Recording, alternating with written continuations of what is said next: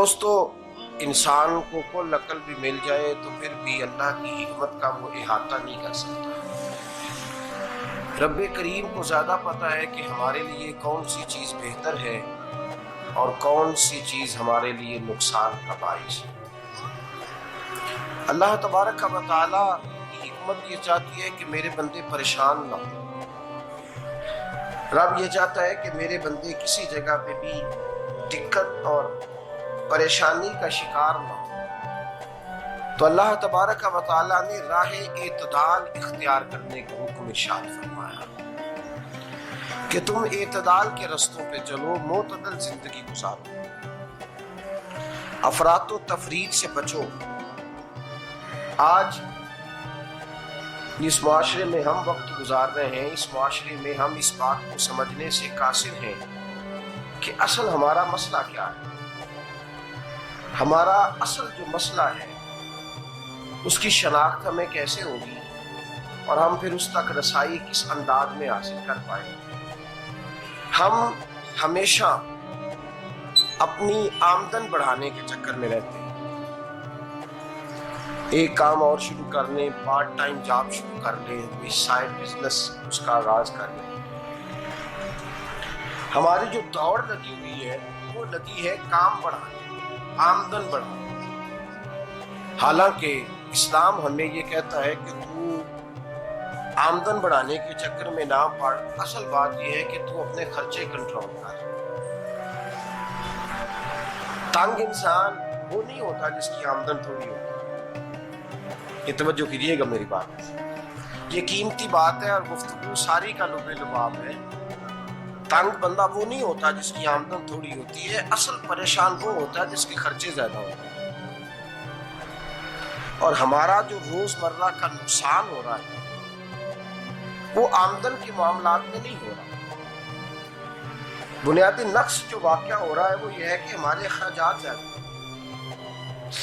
اور وہ اخراجات کسی اور نے نہیں بڑھائے، وہ خرچے ہم نے خود بڑھا لیے ہیں اور اب ہمیں اس کا نقصان بھگتنا پڑ رہا ہے۔ اور اگر آپ صحیح معنوں میں ٹٹولیں تو جو بہت امیر لوگ ہیں وہ تو ان خرچوں سے بچ گئے۔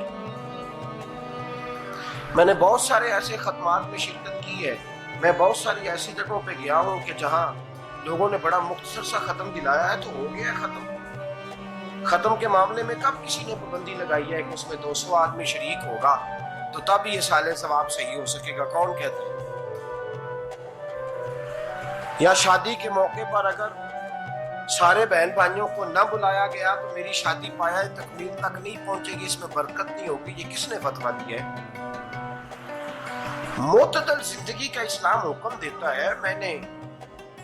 میں پڑھ رہا تھا کہ ایک بہت بڑا صدر ہے، غالباً سوڈان کے صدر کی بات ہو رہی تھی، تو اپنے بیٹے کی بارات لے کے گیا تو 4 لوگ گئے ہیں بارات اور 15 لوگوں کا اس نے اہتمام کیا اپنے گھر میں کھانا کھانے کا۔ تو کیا شادی ہو گئی کہ رک گئی؟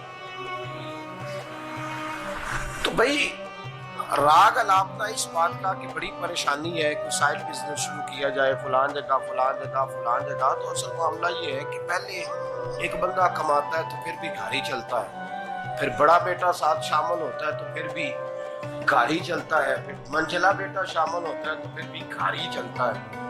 جو رونا دادا جی رویا کرتے تھے کہ بڑی مصیبت ہے، بڑی مشکل ہے، گاؤں میں رہ اکیلے ہوتے تھے اور وہ 5 بچوں کو اور 4 بچیوں کو وہ پالتے تھے، تو جو وہاں پریشانی تھی وہی آج پریشانی شہر میں آ کر پڑھ لکھ کر موٹی تنخواہ لے کر وہی پریشانی ہمیں ہے۔ تو میں جس نتیجے پہ پہنچا ہوں اس کو پڑھ کے، قرآن مجید کی چند آیات کو دیکھ کر اور اس مفہوم کی جو حدیثیں کتب احادیث میں پائی جاتی ہیں اور ہمارے بزرگوں نے ہمیں جو مزاج اس حوالے سے دیا ہے، میں اس نتیجے پہ پہنچا ہوں کہ مسئلہ آمدن کا نہیں، مسئلہ خرچے کا۔ ہمارے خرچے بنیادی طور پر جائیں، اور اگر پھر ہم زیادہ بوجھ خواتین پہ ڈالتے ہیں کہ وہ مطالبے زیادہ کرتی ہیں، اور اگر آپ مجھ سے پوچھیں تو خواتین کی بھی اگر کسی جگہ کوئی عادت خراب ہوتی ہے تو اس میں اصل کردار اس کا ہوتا ہے جو وہ عادت خراب ہو۔ تو تو کیوں اپنے گلے سے اتار کے آپ کسی کے گلے میں بات ڈالنے کے چکر میں ہیں؟ وہ خواتین کی طبیعت نہیں ایسی ہے. اصل بات یہ ہے کہ ہم نے عادت ڈالی ہے, ہم نے یہ مزاج ان کو دیا تو ان کا بنا ہے, نہ کیسے بن سکتا. تو اعتدال جب تک زندگی میں نہیں ہوتا, پانی پیاس بجھاتا ہے لیکن ایک گلاس ہی ہو تو پیاس بجھاتا ہے, بالٹی کو منہ کو لگائے گا تو کپڑے بھگو دے گا اس کے. حالانکہ پانی بری چیز کا نام ہے, نعمت ہے نا بہت بڑی اللہ کی, لیکن پیالے میں ہی اچھا لگتا ہے. کوئی مٹکا منہ کو لگائے گا تو تانگ ہو, پیالہ ہی بہتر ہے اس کے لیے. میرے دوست, مٹکے سے بھی بعض اوقات کام چل جاتا ہے, لیکن اگر کوئی کہے نہیں مجھے دریا ہی چاہیے تو اس کا تو گھر بہ جائے گا, صاحب گھر بہ جائے گا اس کا. ہمیں دریا قابو کرنے کا بورڈ بنایا ہوا ہے تو اس سے گھر بہا کرتے ہیں, اس سے گھر بنا نہیں کرتے.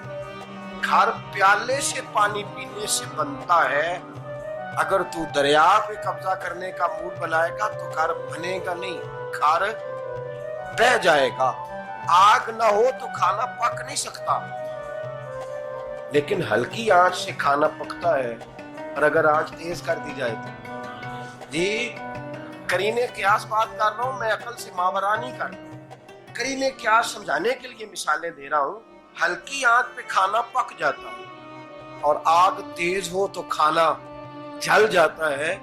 کھانا اتنی دیر کھانے کے قابل رہتا ہے جب تک وہ ہلکی آنچ پہ پکتا ہے. تو جتنی مرضی تو کہتا ہے نہیں میرا گزارے نہیں, آگ تیز ہونی چاہیے, تو میاں جل جائے گا, جل جائے گا. ہوا نہ ملے تو سانس نہیں آتی, ٹھیک ہے, آکسیجن نہ ہو تو سانس, ہوا نہ چلے تو گزارا نہیں ہوتا. لیکن اگر تیز چلے نا,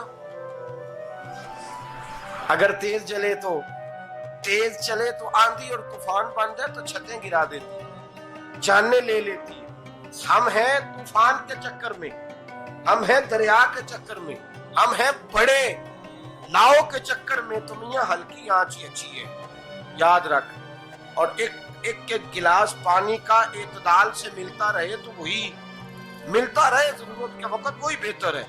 تو پورے دریا پہ قبضہ کرنے کا پروگرام نہ بنا, تانگ ہو جائے. اور میرے عزیز یاد رکھ, ہوا سانس لینے کے مطابق ملے تو وہ یہ اچھی ہے, جو سانس بند کرنے پہ آ جائے وہ ہوا اچھی ہے.